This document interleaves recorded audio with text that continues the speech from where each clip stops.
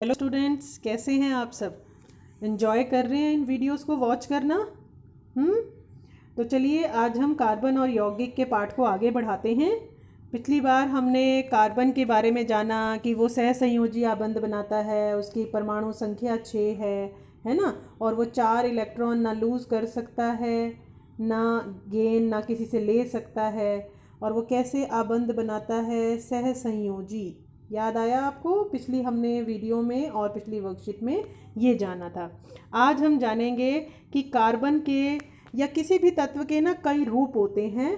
किसी भी एक तत्व के विभिन्न रूप होते हैं और इन्हें अपरूप कहा जाता है। अलग अलग रूप होते हैं, देखने में ये भिन्न लगते हैं, एक दूसरे से काफ़ी अलग हो सकते हैं।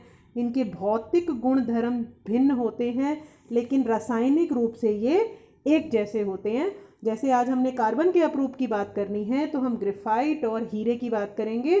ग्रेफाइट, हीरा और एक और आएगा फुलरीन। ये सब रासायनिक रूप से कार्बन के बने हुए हैं, प्योरली पूरी तरह से कार्बन के बने हुए हैं, लेकिन इनके भौतिक गुणधर्म में इतना डिफरेंस है, बहुत ज़्यादा डिफरेंस है कि हम इन्हें ये पहचान भी नहीं पाते कि ये दोनों रासायनिक रूप से एक जैसे हैं। इतने भिन्न हैं ये एक दूसरे से। तो आइए इनकी हम भौतिक गुणधर्म पर या इनके बीच में क्या अंतर है उस पर चर्चा कर लेते हैं।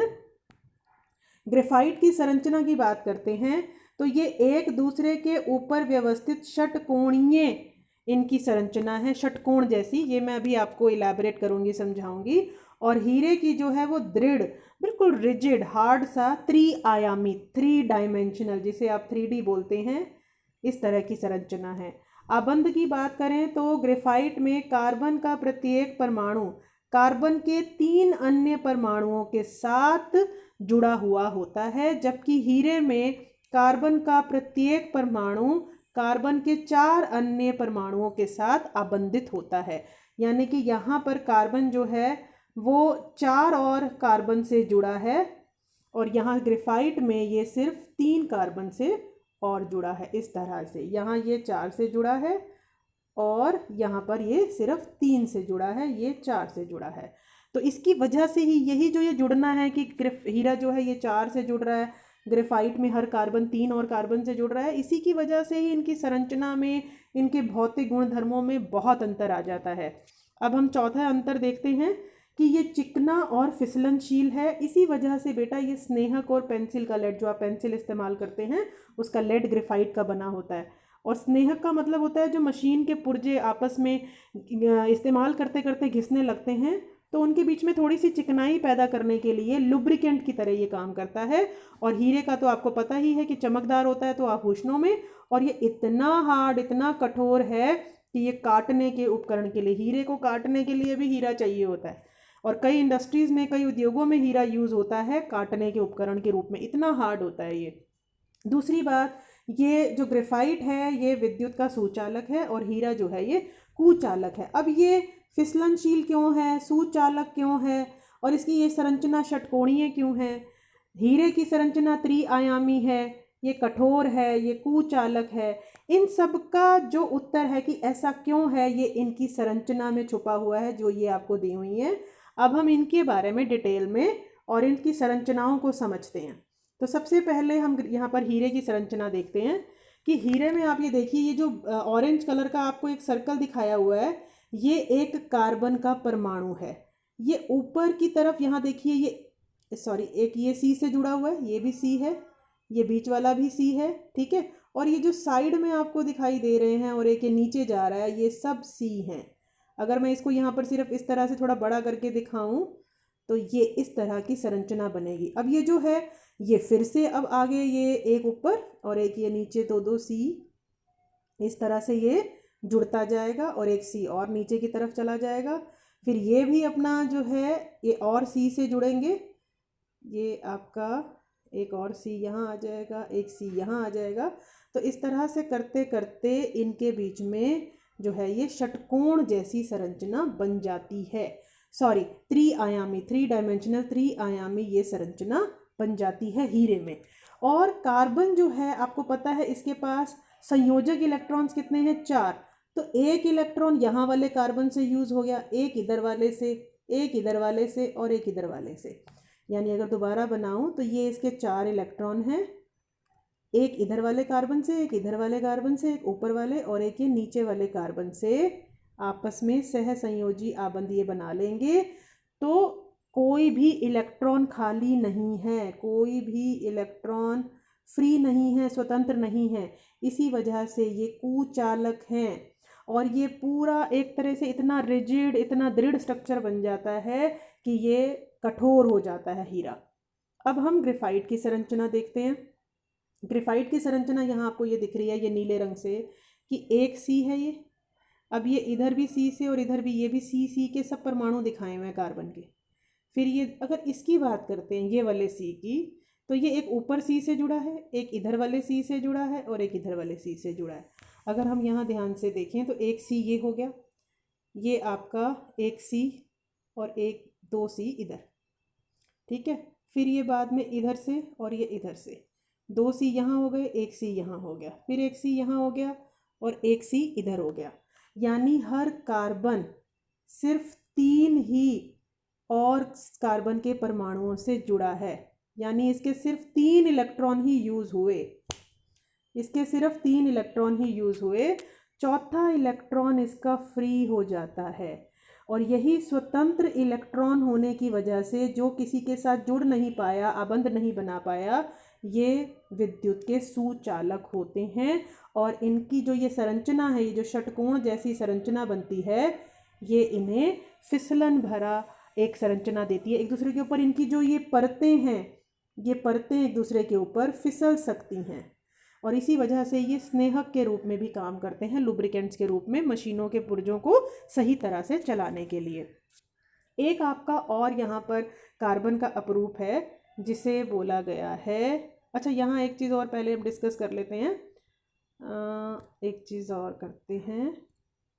ये देखिए कि शुद्ध कार्बन को अत्यधिक उच्च ताप और दाब पर अपचयित करके हीरे को संश्लेषित किया जा सकता है, यानी कि सिंथेटिक डायमंड बनाया जा सकता है, आर्टिफिशियल डायमंड बनाया जा सकता है।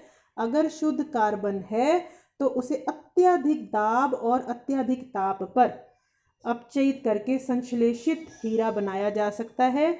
ये प्राकृतिक हीरों की बिल्कुल उनसे एक जैसे लगते हैं, अभेदनीय, यानी बिल्कुल उनके जैसे लगते हैं, बस ये आकार में थोड़े छोटे होते हैं। तो एक तो नेचुरल रूप से हीरे की खादानें होती हैं, वो तो साइज़ में बड़े होते हैं, चमकदार होते हैं। ये भी चमकदार होते हैं जो आर्टिफिशियली बनाए गए हैं, लेकिन ये साइज़ में छोटे होते हैं। तो आप इनमें भेद नहीं कर सकते कि कौन सा असली है और कौन सा आर्टिफिशियली नकली रूप से बनाया गया है।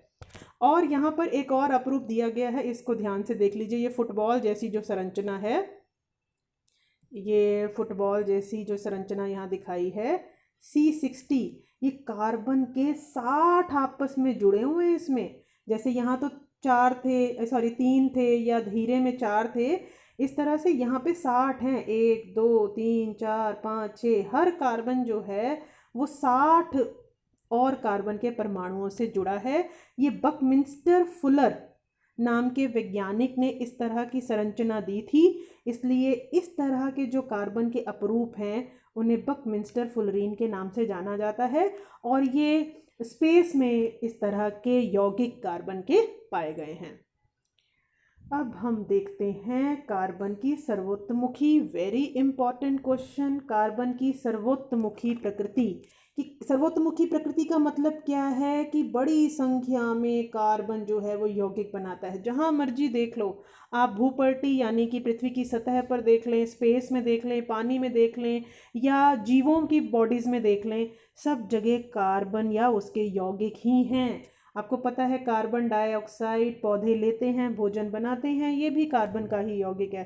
तो इतनी बड़ी संख्या में कार्बन यौगिक कैसे बना पाता है, उसका कारण क्या है? क्योंकि ये सह संयोजी आबंध बनाता है, साझेदारी करता है इलेक्ट्रॉन्स की, जिसके बारे में हमने लास्ट वर्कशीट के वीडियो में देखा था कि इलेक्ट्रॉन्स की ये साझेदारी करता है। इसका अब दोबारा से रिकॉल कर लेते हैं। इसकी परमाणु संख्या होती है 6। 6 का मतलब है कि के शेल में, के कोश में 2 इलेक्ट्रॉन चले गए और एल में चले गए 4। तो अब 4 होने का मतलब क्या है कि या तो यहाँ पर 4 और आ जाएं, या फिर ये 4 भी कोई ले ले, तो ये ना तो 4 इलेक्ट्रॉन किसी को दे पाता है ना किसी से ले पाता है। तो ये क्या करता है, साझेदारी करता है, इलेक्ट्रॉन्स की शेयरिंग करता है। तो शेयरिंग करने वाला बेटा हमेशा फ़ायदे में रहता है, आप भी शेयरिंग किया कीजिए। क्यों? अब यहाँ देखेंगे कि इसकी इसकी पहली प्रॉपर्टी जो है, इसकी पहली प्रॉपर्टी पे चलते हैं, श्रृंखलन। या उससे पहले ना हम एक काम करते हैं, पहले हम इसकी चतुर्संयोजकता जानते हैं, क्योंकि हम इसी के बारे में बात कर रहे हैं कि कार्बन के 4 देखो देखो बेटा, के में मैंने आपको बताया अभी कि 2 इलेक्ट्रॉन हैं और एल में 4 हैं। तो संयोजक इलेक्ट्रॉन कौन से होते हैं, जो लास्ट वाले कोश में होते हैं। 4 संयोजी इलेक्ट्रॉन हैं। अब ये 4 जो इलेक्ट्रॉन हैं ये ऑक्सीजन, हाइड्रोजन, नाइट्रोजन, इनके साथ ही बड़ी जल्दी आबंध बना लेता है, क्योंकि इनको खुद भी इलेक्ट्रॉन चाहिए, ऑक्सीजन भी ढूंढ रहा है, हाइड्रोजन भी ढूंढ रहा है, नाइट्रोजन भी ढूंढ रहा है, तो ये इसके साथ शेयरिंग करने के लिए आ जाते हैं। अगर आप इस चीज़ को डिटेल में और जानना चाहते हैं, इसका एक्सप्लेनेशन चाहते हैं, तो आप पिछले वीडियोज़ देखिए। इससे बिल्कुल पिछला वीडियो ही कार्बन का है, जो 10th क्लास के टॉपिक है, उसमें ये सहसंयोजी आबंधों पर बात की गई है। तो इस प्रकार क्या है कि ये जो चतुर्संयोजकता के कारण ये बहुत सारे अन्य परमाणुओं के साथ आबंधन यानी जुड़ पाता है। और दूसरी बात ये है कि जो कार्बन के ये प्रबल आबंध बनते हैं, इसका कारण ये भी है कि कार्बन का आकार कितना छोटा है। देखो 2 ही कोश हैं इसमें, तो ये ना जब जब बाकी दूसरे नाइट्रोजनों के साथ जुड़ गया या हाइड्रोजन के साथ जुड़ गया या ऑक्सीजन के साथ जुड़ गया, तो ये बड़ी मजबूती से उनको पकड़े रहता है। इसका नाभिक ज़्यादा दूर नहीं होता, तो ये मजबूती से उन्हें पकड़े रहता है। और अगर कोई परमाणु बड़ा है, साइज़ बड़ा है, तो उनके जो आबंध बनते हैं वो थोड़े दुर्बल होते हैं, लेकिन छोटा आकार होने के कारण इसके आबंध प्रबल होते हैं। अब हम इसकी ये पहले वाली जो कारण है, इसकी जो सर्वोत्तमुखी प्रकृति होने का जो कारण है वो है श्रृंखलन, कि कार्बन और कार्बन की ऐसे लंबी लंबी चेन्स, अभी आपने देखा 60 तक जा रही है। और ये जो साबुन वगैरह होते हैं इनमें ये कार्बन के 17, 18, 15 इतने सारे ये लंबी लंबी चेन्स कार्बन के साथ बनती हैं। सॉरी, बाकी जगह ये हाइड्रोजन से जुड़ गया या ऑक्सीजन से जुड़ गया, कहीं इसने डबल बॉन्ड बना दिया, कहीं सिंगल बनाया। तो इस तरह से बड़ी वैरायटी है इसके यौगिकों की। इसीलिए कार्बन जो है वो सर्वोत्तमुखी प्रकृति होती है इसकी। बहुत सारे इसकी बड़ी संख्या में यौगिक हैं और ये बड़ा ही वेरी वेरी इम्पॉर्टेंट है। ये क्वेश्चन आता ही है 2 मार्क्स में कि कार्बन की सर्वोत्तमुखी प्रकृति क्यों है। तो इसका पहला कारण है श्रृंखलन, कि ये दूसरे अन्य परमाणुओं के साथ आबंध बना लेता है। और ज़्यादातर जो है इसके यौगिक बनते हैं हाइड्रोजन, ऑक्सीजन के साथ, क्योंकि वो भी उनके साथ सहसंयोजी आबंध बना लेता है। और दूसरा, कार्बन कार्बन के साथ भी लंबी लंबी चेन्स यानी श्रृंखलाएं बनाता है। और दूसरा कारण है इसका चतुर्संयोजकता। तो कई बार बेटा एक ही मार्क में पूछा जाता है, तो आप सिर्फ ये नाम लिख देंगे, श्रृंखलन और चतुर्संयोजकता। और अगर 2 मार्क्स में आता है तो फिर इसकी आपको थोड़ी सी डिटेल देनी पड़ेगी। तो ये आपका कार्बन की सर्वोत्तमुखी और उसके अपरूपों के बारे में था। अब क्वेश्चंस पे थोड़ा सा ध्यान दे देते हैं। कार्बन की सर्वोत्तमुखी प्रकृति क्यों है, ये अभी डिस्कस किया। अधिक संख्या में यौगिक क्यों बनाता है, क्योंकि सहसंयोजी आबंध बनाता है। 4 इलेक्ट्रॉन होते हैं, ना दे सकता है ना ले सकता है, तो साझेदारी करता है।